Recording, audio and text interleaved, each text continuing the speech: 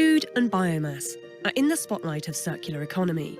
To feed the world in 2050, we will need 56% more food without using more land. Yet 1/4 of food produced for human consumption gets lost. Circular economy strategies can provide solutions from the beginning of the value chain to the end. And best practices can be found all around the world. Think of transforming food systems by creating alternative protein sources. The agriculture of the future creates local circles and respects biodiversity. Waste streams from harvesting, production and logistics become sources of nutrition, material and energy. Fibres of bio-based waste are used for paper, textiles and building materials. You can even make leather from the mangoes. If food reaches the end of shelf's life, it is valorised as soup or sauce, or it is used in specialised rescued food restaurants.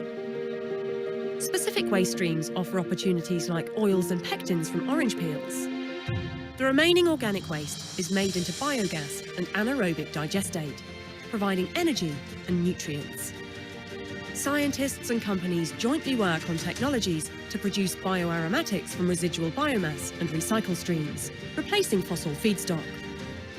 A circular bioeconomy requires partnerships between brand owners, waste collectors, processors, production locations, scientists and marketers, giving new life to large quantities of biomass.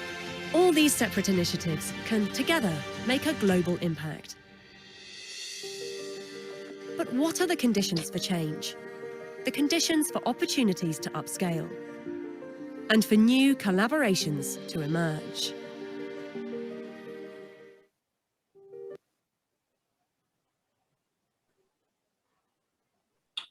Goedemiddag allemaal. Hartelijk welkom. God ettermiddag allesammen. Hjertelig velkommen. My name is Ivar Svensson and I am Norway's ambassador to the Netherlands. On behalf of the Chambers of Commerce and the Embassies of Sweden, Denmark, Finland, Iceland and Norway, I'm very happy to welcome you to today's Nordic Talks webinar entitled Food for Good. Sustainability and circularity are important themes for all of the Nordic countries, as well as for the Netherlands. Over the last years, we have organized a series of conferences and webinars in the Netherlands called Nordic Talks.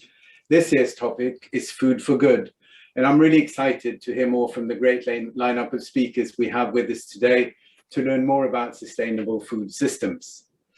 I'm certain that this will be a great kickoff to our physical event later this year in Amsterdam on the 22nd of September.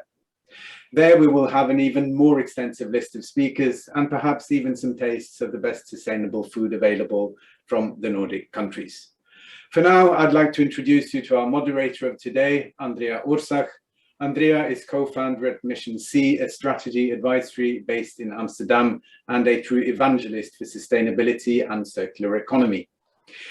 She will guide you through today's program and speakers. I wish you all a pleasant webinar and hope to see you all physically on the 22nd of September in Amsterdam. Andrea, the floor is now yours. Thank you so much, Mr. Ambassador. So also a big warm welcome also from me to everyone who's dialing in and listening in. And as you all know, today the topic is Food for Good. So we will be diving with our 4 experts through extensive discussion into topics ranging from data, food waste, new protein, what's the vision for the future to enable this transition. And I'm very much looking forward to that. But before we get there, before we really start diving into the content, we're also very curious to understand who's actually listening in. So let's start with a few questions. Stefan, can you please launch the polls? And we have 2 questions for you today. The first one is, where are you joining us from? So again, this is an event organized by the Nordic Chambers of Commerce and the Nordic Embassies here in the Netherlands. And at the same time, we are really curious to understand, where are you sitting? So are you in the Nordics? Are you in the Netherlands today? Or are you joining from somewhere else in Europe? Or are you even joining us outside of the Europe? Let us know. And then the second question, we are also curious to hear from you. What does sustainable food mean to you? And of course, any tips or tricks or any of your views, please utilize the chat function. We will also keep on going through the chat to really see what's the content there. And we'll be picking some questions and comments to reflect on those as well.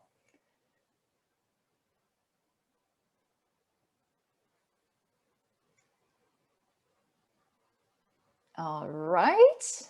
I hope those questions were easy for you. And I wonder if we're having already the answers in.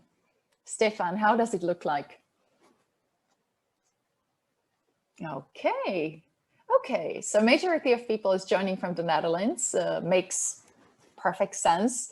At the same time, we know that joining from Netherlands doesn't mean that everyone is from the Netherlands. It's quite an international audience, so this is really great to hear. And then we have quite some people sitting in the Nordics, and we got some people who are outside of Netherlands and Nordics. All right, talking about sustainable food. So that was a multiple choice question, and majority of people opted for, sustainable food means it's a food where we don't create any food waste. Then we're having quite a lot of votes for locally produced food. And ideally, that locally produced food would be at the same time also organic. If we scroll down, I'm really curious, what did we get for plant-based food and healthy nutritionist food? Yeah, these ones pop up as quite important as well. So this is really good to see. Also, I'd like to say that this is the week of circular economy here in the Netherlands. And food just fits absolutely perfectly into this topic, because we know that we need to do something with the greenhouse gas emissions. And as we could hear already in the movie from Holland, Circular Hotspot, unfortunately, food waste is a big problem. Food that is being created for the production of humans, 1/3 of it gets really wasted. And if food would be a country, it would be the 3rd largest polluter. This is pretty bad. Yeah, it's contributing to more than 8% of the overall greenhouse gas emissions. So without further ado, and thank you so much for participating in those questions, now it's the time to give the floor to our wonderful experts. Okay, let me start with Katja Svensson. So Katja Svensson is representing here today the Nordic Council of Ministers. Her background is in diplomacy. She was working for European Union, for United Nations, Swedish Foreign Service, and she's been involved very much in international development. Right now at the Nordic Council of Ministers, she's heading the work that's focused on sustainable food systems. Katja, really great to have you with us. And I know that you panelists could not really join in the poll, but we know that you're dialing in from Copenhagen. So that's a little bit of different as well. Welcome. Second speaker that's joining us today is Jolijn Zwart-van Kessel. And Jolijn is the innovation lead at the circular Agri-Food section of Food Valley here in the Netherlands. Really excited to hear more. What is it that you do there, Jolijn? At the same time, Jolijn is also a partner at a family farm that's called Agriculture and Fruit Farm De Kortenhof. Very warm welcome, Jolijn. Very happy to have you here with us. And now over to gentlemen. We're having with us also Einar Holthe, who's joining us on behalf of the Nordic Circular Hotspot. So he's one of the managing partners there. And together with other partners, they're developing the strategy towards the transition that will lead us to circular and sustainable food systems in the Nordics, ideally already by the year 2030. So very excited to hear that. And at the same time, Einar is also a strategist behind a company that is his own called Natural State, really diving through the market research and market strategies to enable the overall transition. And last but definitely not least, we're having David Cut with us, who is joining us from Amsterdam on behalf of company Wasteless. And we will hear quite a lot about what is it that they do in order to prevent food waste. Besides Wasteless, where David is actually heading the business development, he's also investor and serial entrepreneur involved in quite a lot of things. So really looking forward to hearing your views, David, as well. Great. So that was a brief introduction, but of course, before we dive into a discussion, it would be also nice to hear what is it that your organizations are doing. So Katja, let me please start with you. So we know that you're heading sustainability, food transition as a part of the Nordic Council of Ministers. Can you please tell us more? What is, first of all, Nordic Council of Ministers, and what do you do there? Thank you, Andrea, and thank you for inviting me. The Nordic Council of Ministers is the official body for intergovernmental cooperation in the Nordics. So it's a very exciting place to be working at. And it's a bit of a misnomer, really, when we call it Nordic Council of Ministers, because it's actually 11 councils of ministers all in all, which was a surprise to me when I joined. And it's been really interesting to learn about the work in the different councils. And naturally, I'm more focused on the one that I'm serving, which is the Ministerial Council on, I always have to check so I get all the names right, fisheries, aquaculture, agriculture, food, and forestry. So it's in fact 4 separate areas that are tied together in one council of ministers. And of course, we have a lot of synergies between the various areas, but we do have a fairly big council of ministers when we're all together. So my role there is I'm the senior advisor on food. So that is my main focus area.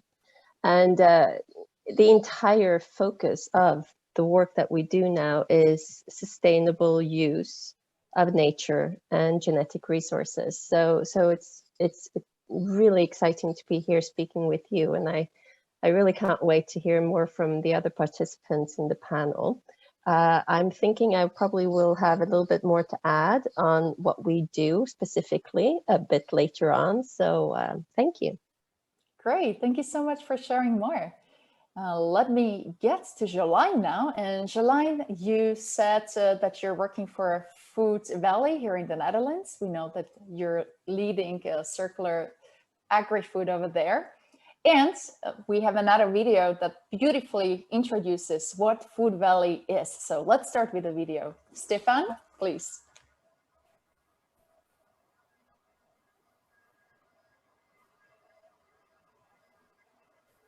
Nope.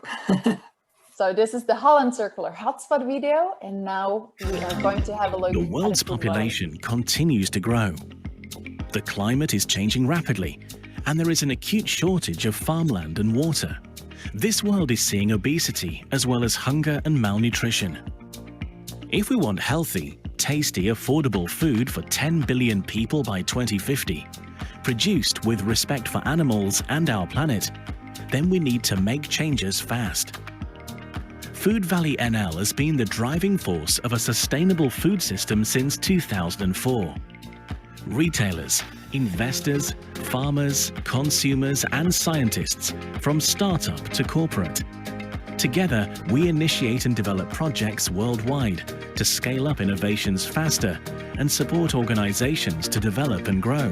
Food Valley NL focuses on 3 innovation fields: protein shift, circular agri-food, and food and health.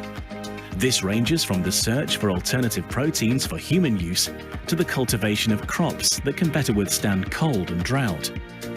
How we reduce food waste and reuse more and more, and how we can work together to make the healthy choice the easy choice for everyone.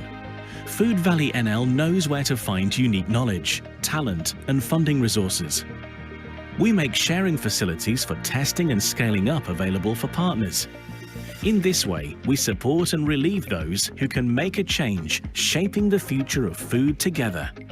That is the mission of Food Valley NL.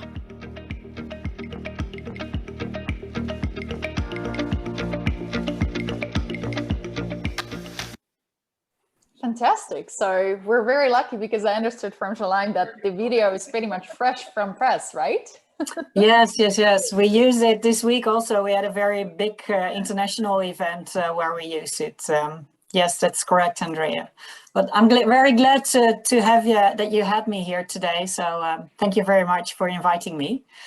Shall I quickly elaborate a little bit on what we do a little bit more in detail We work in 3 innovation fields, as the video already said, and I'm the innovation lead for circular agri-food. And in circular agri-food, we really focus on thinking of new crops, new materials, but also to circularize the raw materials, bring them back in the system and to reuse again, to upcycle to their highest value as possible. Furthermore, we also look at making our supply chain more intelligent and also look at innovative new ways of producing and processing agri-food things. So think of agtech, cellular agriculture, vertical farming, things like that. And our role is really to bring those parties together that can really together accelerate on these transitions, because all organizations working alone can't go fast enough. You really use each other and help each other to innovate, and together we can accelerate on shaping the food together. That sounds absolutely fantastic. And all I can hear is collaboration, partnerships, working together. So that's fantastic that Food Valley is here for all the different parties to become better and stronger together. Many thanks for this lovely introduction. And Einar, you are one of the managing partners at Nordic Circular Hotspot. We have seen the video from the Holland Circular Hotspot, but can you tell us about the Nordic Circular Hotspot? Yes, I would love to. Thank you so much for having me and us represented through me here today at Nordic Talks. Nordic Circular Hotspot is, let's say, the sister organization of Holland Circular Hotspots. The only big difference is that, of course, the Nordic is a multinational region. So it's not a national hotspot, it's an interregional Nordic hotspot, where we are trying to increase the collaboration. Our belief is that circularity is key to sustainability. Circular value principles are one of the keys to any value chain, and especially also in the food system and the value system of food. And the key to circularity is collaboration. So we need to collaborate, because the value chains of the Nordic food systems are crossing borders. So it's about us as the managing partners and all partners and stakeholders in the Nordic Circular Hotspot is working together now to increase or accelerate the transition to a sustainable market by circular principles in all value chains. And food systems are particularly important. It's one of our key value chains in the world. We all need food, and to look at that in kind of with circular and sustainable principles and understand it as a part of our societal development is crucial. So it's a very interesting place to be in, and a very nice organization to be. So lucky to be working in. So yeah, that's Nordic Circular Hotspot and food. And we're so lucky to have you, and super excited to hear more on the strategy that we've been talking about, that you've been developing for the transition. Thank you so much for being here with us. And David, over to you now. Can you please tell us a little bit more? What is Wasteless? The name is already pretty much explaining it, but can you tell us more, please? What is it all about? Yeah, thanks, Andrea, and wonderful to be here indeed from Amsterdam.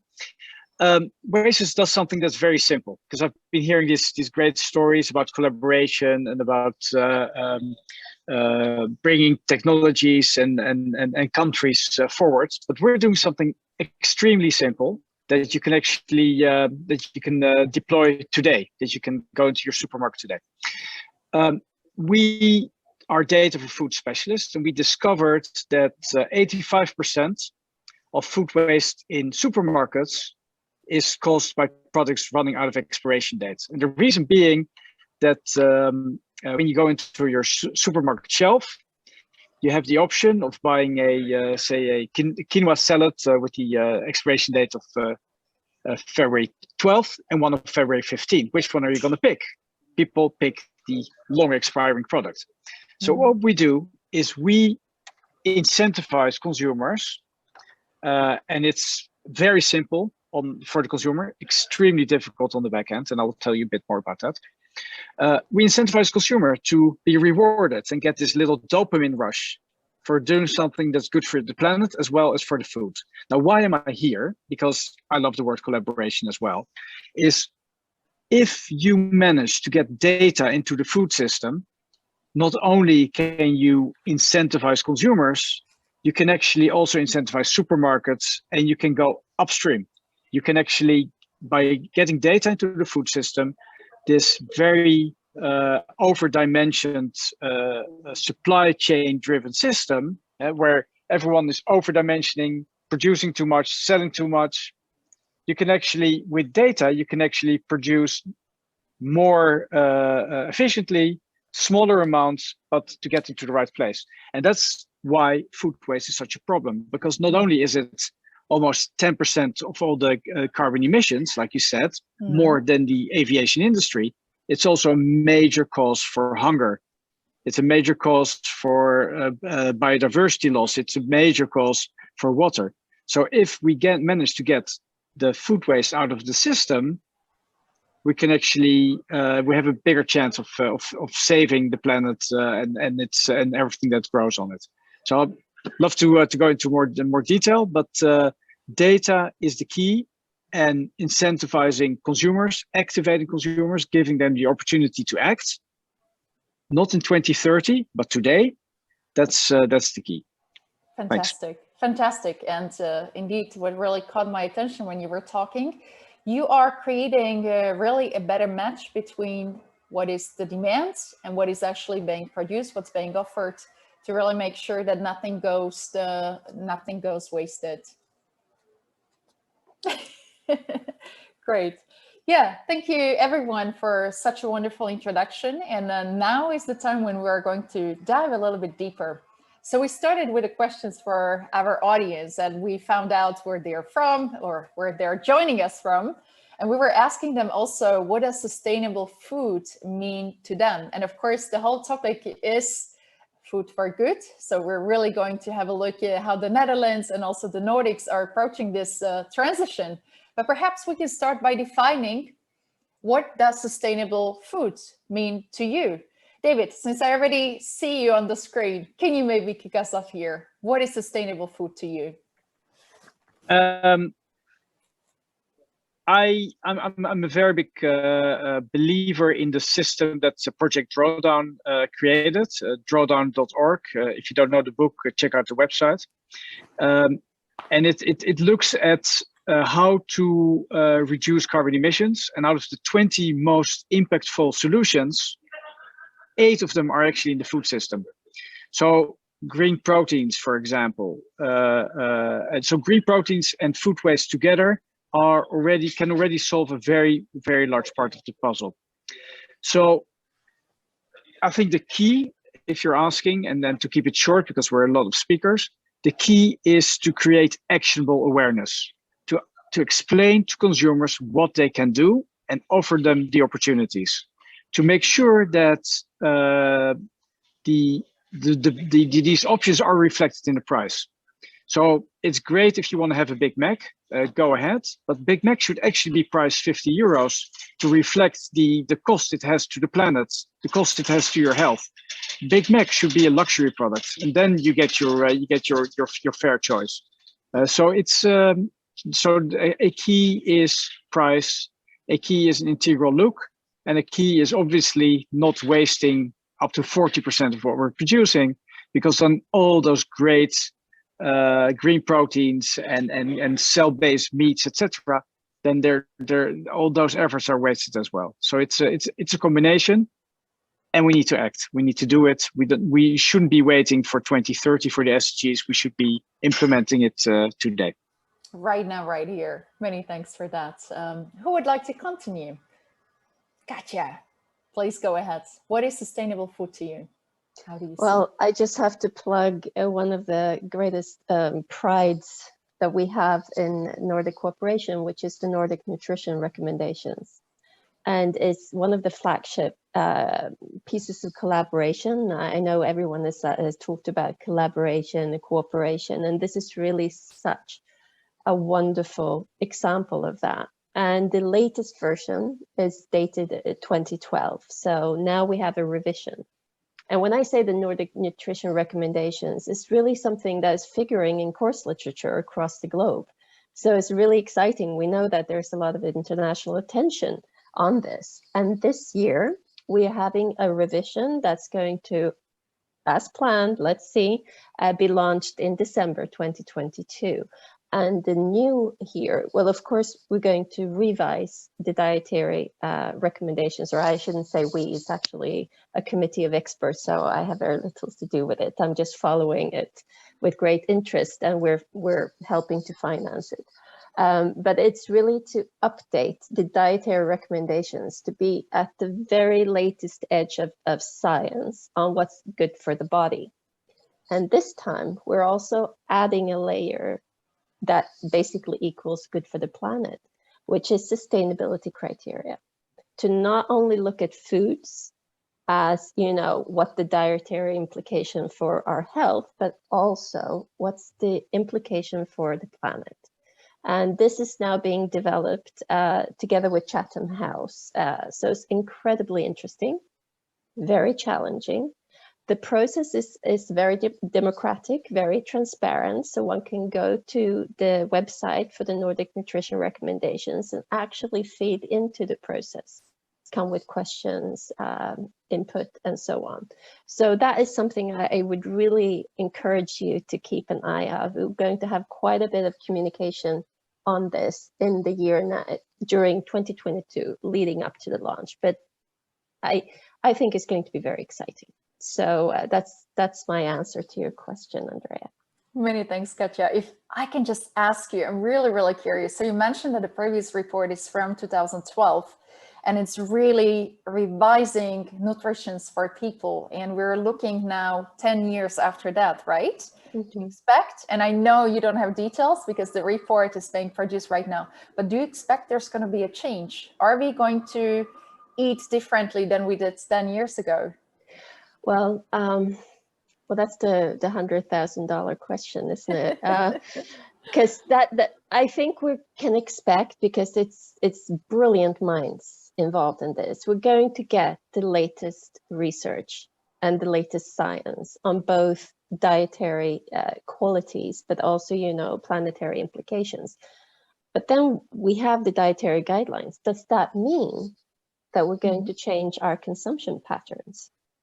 That's an added layer that we're right now actually looking at. We have a big program called Sustainable Lifestyles, where we're also going to look at, you know, do research and policy guidelines on what drives consumption, you know, and that is really something that we need to take into consideration. Is the food acceptable? Is it affordable? Is it attainable?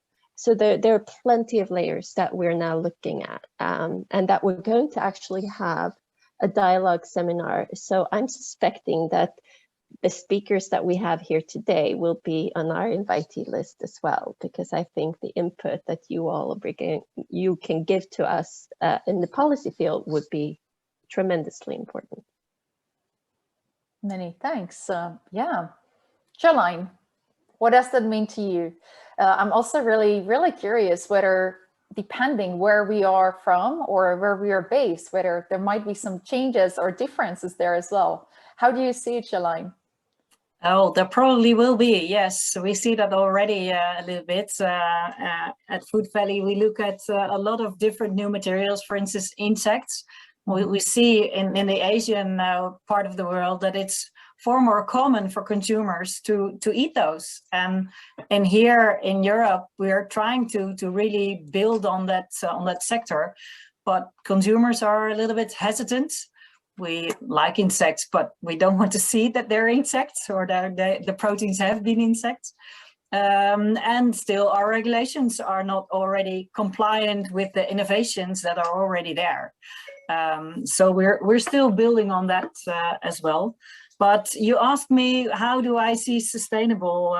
Well, for me, it's when we have a value chain that is efficient, not only efficient in price, like it is now, but also efficient, foremost efficient in using materials, like raw materials, using the materials more circular, if possible, because we aren't able to produce so many hectares and so many materials when they're virgin again and again. So we really need to be very efficient with the materials that we have and make a very smart system together. And we can only do this if you make, and I think the Circular Hotspot movie said it already, you need regional loops where all the stakeholders work together from the different agri-food areas in trying to really close the loops and work together in reusing materials as much as possible. But also we have to use new type of proteins, like for instance plant proteins. In Europe, I think we have already still a challenge to really produce ourselves and be more independent in the plant protein crops department, for instance, faba bean or lupine or soy. We can do this, but well, we're not willing to pay for it, all of us, and we should. And I think having a fair food chain, and with fair, I mean not only being true, like David already pointed out, but also being fair throughout the value chain. We need to have that in place so that we can make our agriculture also more regenerative. And that also makes a system more sustainable. So it's all those things combined together. And I think that's quite a challenge, but we are in this together and we need to sort it out together. Yeah, many thanks. Definitely doesn't sound easy. It sounds quite complex, but at the same time, it's just really great to hear and see that so many different parties are already working on that in the Netherlands and also in the Nordics. And I also just want to say a big thank you to everyone who's contributing to the chat. So to our audience, they're really reacting to what you're saying. So that's great to see. And for instance, few of you already started this topic that when we're talking sustainable food, as Yanni is writing, for instance, it's not only about sustainable for those who are eating it or the food itself, but it's actually also really important that we make it a good livelihood for those producing it. So yeah, it's really making it a win-win. Jolijn, you talk about supply chains, right? I mean, it's not just like end consumer, it's not just supermarket, it's not just producer, it's everything together. Fantastic. And Einar, before we dive into some other topics, I'm also really curious. So you're sitting in the Nordics. What does sustainable food mean to you? It's a broad question, and I think the other panelists have answered many factors of it. But it is really, really important for us. I think sustainable food is when you have a sustainable food culture, and when you're able to kind of localize what you can and globalize what you have to within the food systems. So you have a resilient near food. You kind of manage to connect with the local food production and the traditional, and kind of take care of that emotional aspect of food as well. It's one of the strongest societal barriers is our food culture. But it needs to be sustainable also kind of in an environmental factor. So have regenerative agriculture or farming. You need to understand the full value chain and the consequence of awareness in the value chain. You need to, if we as consumers become aware, fully aware of the impacts and consequences of production of food, I think that is a key to having a more holistic, sustainable food system. You need to have transparency. I think transparency in food value chains are absolutely key to obtain this state, and work as direct as you can, so you can secure qualities. To us, it's summarized in a very simple phrase: just quality is key to sustainability. And qualities, you know, it's really about, as it was referred to here, a burger of meat should cost $50 or euros or whatever. It's true, you know, you need to take care of these qualities and really re-understand the value of a sustainable food system for us as humans, and how deeply naturally we're connected to it. So it's really about awareness, understanding, and transparency in all the systems and locality and dynamics of these value transactions. So it is a very complex matter, and this is also why I'm so glad to hear all of these other very interesting insights and perspectives on it. Thank you. Thank you. I really like how you're linking it to society, because indeed we eat to live, we live to eat. That's another really big question. And also when you mention, actually, it's all about quality, it's all about what do we eat, it's about connecting to nature, to realize that the food comes from somewhere, right? I mean, food doesn't really come from supermarket, but unfortunately, 21st century, the consumerism, modern society, it's not like it used to be in the past where we were directly connected to a farm. Jolijn, you would be able to tell us many stories, I bet. It's really right now we're getting it from a store. So we don't see the tree anymore. We don't see the cow. We only see burger packed in plastic. And then indeed, everyone's trying to push the price down to sell at the volume, not the quality. But talking about the quality of the food. So yeah, we're very lucky in the Nordics, in the Netherlands, that there is also a different standard of living, let me put it that way. And I just really wonder, of course, there is also the strategy to feed 10 billion people by year 2050. So there are more and more people constantly being brought to planet Earth, and we have certain resources. How we can really make sure that we can feed those people? What do we do about quality? What do you think? What's the starting point?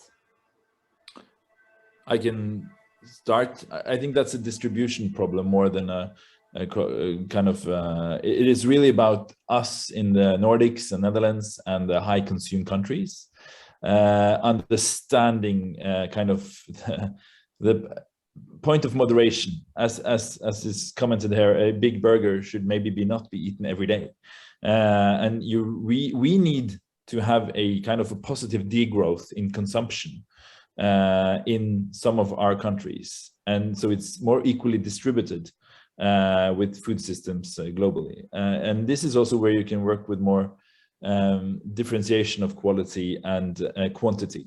So the ratio of quantity and quality doesn't need to be seen as something that is in contradiction to each other, but it's about how you distribute and how you have solidaric value chains of distribution. So this is really a system failure, this complete distribution of food as a resource globally. So that is the biggest thing we need to address, and that's a big task as well.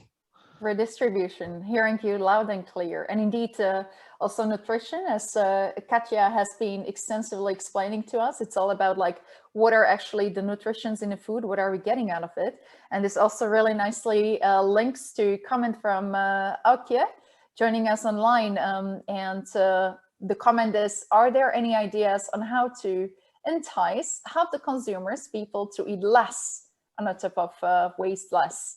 So indeed, how do we really increase the consciousness of people around the topic of food? And yeah, a really nice idea actually. And it's not only in Nordics anymore, but this is a company that really made it to Netherlands, and it's super popular. I'm a heavy user, I have to admit. As Peter Michel also talks about Too Good To Go, Copenhagen-based Danish company, winning so many awards for being the startup that can really contribute here. So I'm just really curious, what are actually those barriers? Jolijn, looking at you, you were talking about crickets, right? You were talking about those alternative proteins. How can we help people to start realizing that there are other options rather than the cheap burger that grows in supermarkets? Yeah, that's quite an interesting challenge, I guess, because it's on the one side demand, and demand is still lacking. So we need to get the story out and get the demand up. On the other hand, it's also innovation, because all these alternative proteins, for instance, insects, cellular egg, agriculture, but also new waste streams that we can reuse and get as an upcycled product in the stores, are types of products that are not really invented already and not really out there. So there is still a very big world out there of waste streams that now are lower on the ladder of Moorman, we said in the value ladder, and now being fed to animals, for instance, while we could eat it. Or, for instance, we saw on the film of the circular hotspot using peels that we can even get again into the food chain back. And now, for instance, it's just waste. So there's a lot of those types of products out there. And also there's no conscious consumer recognizing those products as being more sustainable. So this week, for instance, we had an event on brew spent grain, which is a very huge waste stream worldwide on a brewer's waste. So after brewing beer, you have that waste stream, but you can really reuse it. It's now being used for feed, to feed to animals for most of the percentage, or sometimes used for energy, which is even a lower use. But we feel that it could be used for human consumption. We're not there yet. There needs to be more research. There needs to be more experimenting. But there are still, there are already experiments out there, but they're all scattered, fragmented around the world, and they're still small. And we need to really accelerate on this because it's a 46 million megaton stream, so it's huge, and we can really use that for human consumption. So if there's hunger, we could really reuse that stream and feed people with that. But we need to have products in place, like you can use the protein for meat replacers. We saw pizza dough, bread dough, chips. So all your regular things that you eat daily could be all used and made from that stream. But we need to accelerate on that, work together on that, produce those products and tell the story and get the story out. So that's why we started an upcycling community where we invite all kinds of stakeholders to work on this challenge with us and to really get some strength in joint forces out there. Because, well, we feel that you can together shape the future of food, and you get faster when you do it together. Many thanks. Yeah, sounds like there are so many brilliant ideas really waiting to be scaled up. And then indeed, then ideally it will be more available to more people, and people will start realizing that there are different ways rather than what we know nowadays. And David, I would like to, because Jolijn asked a question and she said, how do you do that? And unfortunately, it's not a rhetorical question. It's not a question that she was going to answer. It's a genuine question. It's an issue. And there's loads of small initiatives, and there's loads of subsidized or initiatives. There's loads of things on grants. And what we miss is a clear framework of measuring impact, scaling impact, and doing that with a profit. So my mantra has been for the past couple of years, it's about impact at scale with a business case. Which means that we have to, and in order to get from the impact to the scaling, we will need an instrument like legislation. Mm-hmm. Because, for example, in Einar in Copenhagen, for example, the Danish food waste situation is horrendous. There's no incentive to actually sell food that's already in the supermarket. So it would actually be, it's probably easier to shop at the back of a supermarket in the dumpster for free than go to the supermarket and find empty shelves. Legislation can solve this. Consumers solve it. You mentioned yourself, Andrea, Too Good To Go. Too Good To Go obviously shows that there's an appetite to eat food that's a bit of a mystery. People are, you don't know what you're getting.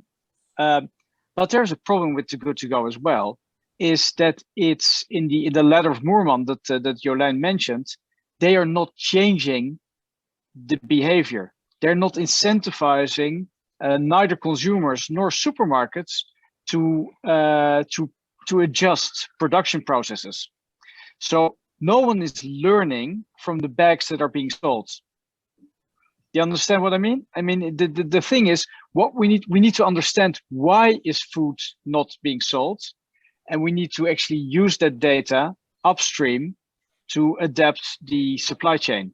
And Too Good To Go is very much for it. I mean, it's great and it proves that there's an appetite, but it does not change the system. And Jolijn's rhetorical question, how do we change the system? That's what we need to address. All the rest is just a great sign that there is a readiness in society. Now we have to use that readiness to really move the needle. I absolutely, yeah, I completely agree with you, David. It's not like Too Good To Go is the ultimate one solution. At the same time, I think it's amazing that we have companies such as Too Good To Go that are really tackling bits and pieces of the whole chain that can be so complicated. Yeah, you're also talking about changing the behaviors, and you're doing that, of course, with Wasteless, right? I mean, like if something is about to expire, it should be sold for cheaper than when the expiration still is quite long. What do you think? How can we then change the behavior? What's the golden ticket here? If I would have the golden ticket, would I be here? Well, maybe I would. One of them is that is price. So carbon pricing is just a great way of reflecting the cost. Healthcare pricing should be reflected in the price. It's not about obligating people to eat healthier. It's just making them understand what their choices. What I'm having. So like you know, there's it's an auditorium. So we're having the next generation, and this is really what we're doing it for. Helemaal goed, not a problem. It's really cool. So it's about I think it's carrot and stick. So you have to incentivize good food with better pricing, and you have to penalize food that's not healthy and that's not sustainable with higher pricing, carbon pricing, and that way we also will be able to develop more and more those innovative foods that are easier to grow, easier to scale, that can be grown locally in local greenhouses, that will be using waste streams, etc. But to me, and that's also our idea, is that price is really essential in rewarding what's good and penalizing where it's really harming the planet, as well as the health. Can you just for practical example, name one food coming to your mind right now that actually should cost way more besides meat? You're talking about locally produced, of course, carbon prices. Rice. Mm-hmm. The two biggest carbon emitters are meat and rice. So that's very simple, but we should probably it's very clear, but that's only in carbon emissions. If we're looking at health, it should be salt and fat. We know what's good, we know what's bad, but our reptile brain is just programmed to eat salty and fatty and way too much. Even me yesterday, my wife was cooking and I opened the fridge. I don't know why, it's a kind of like a habit, and I said, there's nothing in the fridge. And she said, yeah, well, I mean, it's not that important. We have dinner. Our dinner is like on the table in a couple of minutes. Why do you need more in the fridge? We have 3 supermarkets at 100 meters walk. In my brain, I need a full fridge. Well, in fact, all I need is a full stomach, not a full fridge. So, but rice is definitely candidate. I think Einar has a follow-up remark. Yeah, really looking forward. Thank you so much, David, for sharing. I think those practical examples are making it indeed very, very easy also for our viewers and listeners to follow up, like what exactly and what practically we can start doing today. Einar, please do follow up. Yeah, it was in regards of changing the system and user behavior, and it's really about price is a very interesting kind of communication tool to what has quality and what has effect and consequence, and really about educating the market. So the lack of specialty stores, for instance, when we industrialized food as a commodity into supermarkets, you lost a set of knowledge that was following all the food products. And that is one of the key essence. So we need to educate the market together. And that is a cross private and public affair. Kind of, you need to work in collaboration with both regulatory structures and everything. I'm really eager about this. And this is also part of this transparency structure where you actually are starting to bring with information value in the value chain, and you start educating the market and last link. I worked with a different, very practical value chain of, I have 20 years of global coffee trading. And coffee is an interesting culture beverage. It's a luxury product. You don't actually need it, but it's very important to people, both as a kind of social beverage and also as a awakener. And it has different effects. But it's an equatorial plant. You can't grow coffee in Europe or in the Nordics. So it is a global value chain. And what we needed to do there to work with sustainable coffee industry was to disrupt the value chain with transparency. And we needed to look at each production link. And now last year we worked with, and then now when we are getting a more aware, risen awareness in the market and economic structures, we could, last year we did an analysis of the full value chain of the coffee industry in Norway. And we applied it, we looked at it with circular principles in all value processing links. We applied with bioeconomic principles. We looked at it with social impact principles. And this old business kind of saw itself with the impacts of these awareness structures. So to educate the businesses, to educate the market, and educate the consumers with impact. And there we saw typical regulatory flaws. For instance, there were parts of the coffee process that was not allowed to use in regenerative farmland in the Nordics. For instance, the husk, because it's categorized as a waste that you're not allowed to use, but it's absolutely illogical because it's a nutrient for the soil, but you're not allowed to use it on farms because it's regulated to be waste. And these factors is where we need the governments in. You know, we really need to reorient our systems and our regulatory structures to sustain a principally sustainable approach to all food production, either as global or local value chains and direct and transparency trade.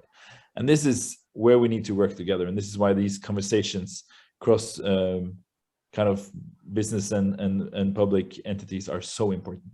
Mm-hmm. And of course, like, this is quite international environment, right? I mean, all of you have a vast experience and knowledge from different markets. It's not just one market, so you're perfectly able to compare it. And talking about legislation, this is also something David has been talking about. And there's actually a really good question from Petra from the Swedish Embassy. And she's wondering, when we're talking about legislation, does it have to be a local legislation, or should they be a legislation on broader, higher level, probably an umbrella that would really unify all those legislations? So also, Einar, what you were talking about, certain beans, certain products are then really nicely, there's a possibility to have them in different markets and not to do the research one by one. What are your thoughts on that? Well, this is why we work with Nordic Circle Hotspot. We're partners in all the countries because we have different regulation. Regulators, of course, you have the EU, but Norway is not a part of the EU. Iceland is not. So the Nordics are both EU and non-EU countries. Yeah. I think kind of the legislating structure of EU is really impressive because it has started some great initiative. You have the Green agenda, and you have the Bauhaus, now new Nordic the Bauhaus. There's so many initiatives coming because it's not a national entity. But food chains are very seldom national value chains. And I think this is why it's so kind of have developed into such a non-sustainable state. because it is so disrupted, and you do trade between, and it's disconnected each time you cross a border, and it's all about profit orientation. It's maximizing of profit in each value producing link, while you should kind of maximize value and quality and have as less links as possible. That's the direct trade principle, which is a very interesting principle of doing business. But we don't have any global rules and regulations, right? When you work with this structure, it's really one of the core of the problems. But transparency again can really work with this, and demand in the market. So educate the consumers. Yeah, and also, as you mentioned, transparency, of course, having those supply chains shorter and transparent, it really goes hand in hand. Yeah, absolutely. And Katja, I'm looking at you now, because we were also talking about, indeed, sustainable lifestyle, changing consumer behavior. How do you see that? What is that we can do already now to really achieve the Agenda 2030 you're working on as well? Yeah, I mean, I have so many thoughts now, because this is it's like I want to say something. First of all, I mean, I should mention that the Nordic countries, we have something called our Vision 2030, which is our guide, our blueprint, if you like, on how we together try to meet the challenges and the targets in Agenda 2030. So there, the main goal is that the Nordics supposed to be the most sustainable and integrated region by 2030. And there we're looking at, it's supposed to be a green Nordic region, it's supposed to be a competitive Nordic region, and it's supposed to be socially sustainable Nordic region. And all of those things go back to what you mentioned before, the fairness in the value chain. And I have to say, what Einar was talking now about the value chain, I am a huge proponent of a value chain approach. In my former incarnation, before coming to the Nordic Council of Ministers, I was with the EU delegation in the Eastern Caribbean, and I was working on coconuts, as you do when you're in the Caribbean. Fabulous, because a value chain approach will is that job available now? Is it it was replaced like this. Very strange, huh? No, so and there I do believe, like, which I don't mean to paraphrase you, Einar, but I think it's one of the best ways of finding where the gaps are, and where the bottlenecks are, and where we need more support or less interference, if you like. I saw there was a question in the chat for me. What do we do in the Nordic Council of Ministers? I'm fairly new to it, so a year and a half. In my particular field, we don't work with value chains, and I'm thinking now that I have an idea that I need to start elaborating with some of the colleagues. We may actually want to take that approach on a few of the products, but that's something that I have to suggest to my Council of Ministers, but you have given me a very interesting idea. The second part I just want to mention as well is when we talk about system transformation. That's key. I think, you know, with what I mentioned before, the dietary recommendations, that's fantastic. You have the statistics, you can do awareness campaigns to educate the consumers what's good for you, what's good for the planet. But we put a lot of responsibility on the individuals. And I think you really need to see how can we facilitate sustainable lifestyle choices. And that is what David was alluring to with the carrot and the stick. Some things you have to make more expensive. Some things you may want to subsidize, I don't know, but you really have to look at how easy is it for the individual to make a sustainable life choice. There's a lot of onus on everyone, and there's a lot of climate angst. And you know, people do like what you do, Andrea, you know, they try to do something good, so they go to these social entrepreneurship that try to combat food waste. But as you mentioned, David, it doesn't change the system. And there is where I think, well, Nordic Council of Ministers, we can't really go in and regulate or legislate, but what we can do is to present options for our member states, is to do deep dives in studies, is speaking to smart people like the group here, coming with ideas and then proposing that as a background, as a support for then policy making and legislative changes in our member states. So that's very much almost like a catalyst, if you like. Yeah. That's how I see it, at least. Yeah, many thanks for that input, Katja. And Jolijn, please go ahead. Thank you very much, Andrea. Yes, I wanted to quickly emphasize also that it's not only about the value chains, because if we look at the value chains as they currently are, and if we want to really develop into a circular economy on the agri-food sectors, we really have to be creative. And we saw that this week also, and we see it also in the insects. I'll give 2 examples. For instance, we could use insects to eat ourselves, but the insects are also a very circular animal. So they can use, like for instance, manure, live on that, and then be a protein source for us or for the livestock as well. So, but the world of manure is another world than the world of the insect breeders. So those worlds don't now typically meet each other. So you have to combine the odd combinations that might not lie in front of you. Same with the brew spent grain. For the breweries, the spent grain is a waste material. So they're glad when it's out of the way and they get some money for it and it's gone from the plant. For them, trying to reuse it and use it into a flour for bakeries or for meat replacement when you isolate the protein from it is a whole new business case. And it's a world that they don't know anything about.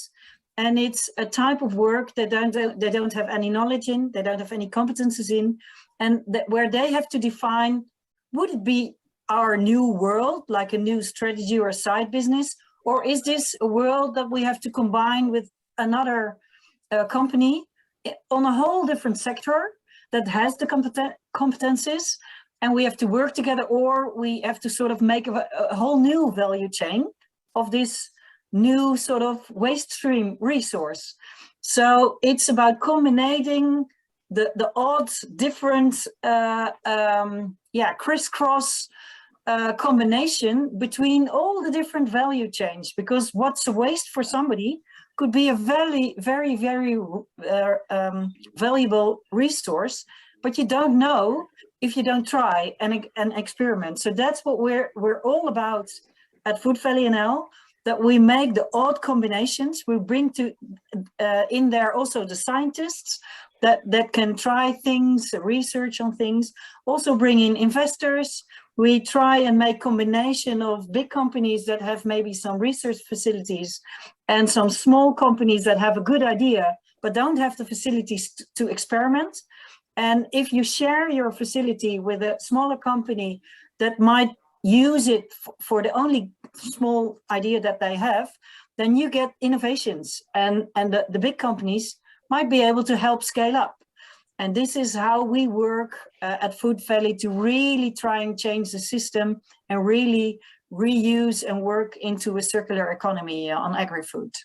Many thanks, Jolijn. I'm also looking at the time, and unfortunately we're running out of it so quickly. It's unbelievable. But Einar, please do share your points of views, and then I would like to ask a round of quick questions with quick answers from all of you.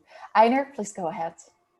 Yeah, it was just about this value chain innovation, which is crucial. And when you look at the full value chain of any product, you can really always relate to it coming from nature and going back to nature, but it doesn't need to come back to nature at the same place as it's coming from. So it's really about kind of understanding that it's all connected. And if we bring a coffee berry from equatorial districts and we move it and process it and we have it as kind of a beverage and a waste, because there's only like 1/1000th of flavor that goes out and the rest is waste.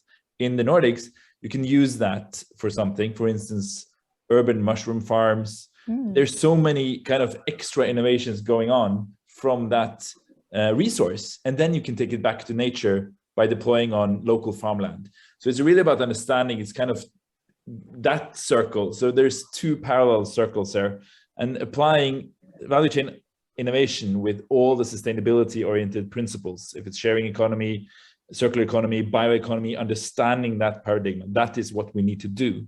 And that is also the strategy of Nordic Circular Hotspot, is to take value chain for value chain in the Nordic market sphere, analyze them and understand with sustainability economic principles, how can you disrupt each value link, where you can take out, of course, income, but you also create value for the next link. And where does it go from nature to nature via humans? This is an interesting system structure. Many thanks for adding this, Einar, because indeed, it's not only about circle within one system, it's really connecting those circles. Exactly what all of you mentioned one way or another. Somebody's waste can be actually somebody else's perfect resource to create something new. And right now, unfortunately, we're not utilizing it properly. A lot is wasted, and that's exactly where we really need to completely rethink how those circles are connected, how do they operate, how they run, and how we can get even more out of them and close them so we don't have waste, so it's way more efficient. Let me please just go with a kind of like a power, super short answers question. So absolutely brilliant discussion. We could spend hours doing that, and that would be still so amazing. But for now, so we know we need system change. It's very, very clear, very obvious. All of you are working on solutions. But of course, the solutions are not happening as fast as we would like them to see. So I'm really curious, what would be your first thing coming to your mind? How can we overcome those barriers? How can we actually really change the system for better? How can we have food for planet, good food? Who would like to start? Quick answers, please. Yeah, I have a quick answer. And it's not the entire answer, but it's part of the answer. Because the food system is so long and so difficult, so there's not one answer. Yeah. But part of the answer is data, and data engenders transparency. And there is, for example, the barcode around the world doesn't say, the EN13 doesn't say anything.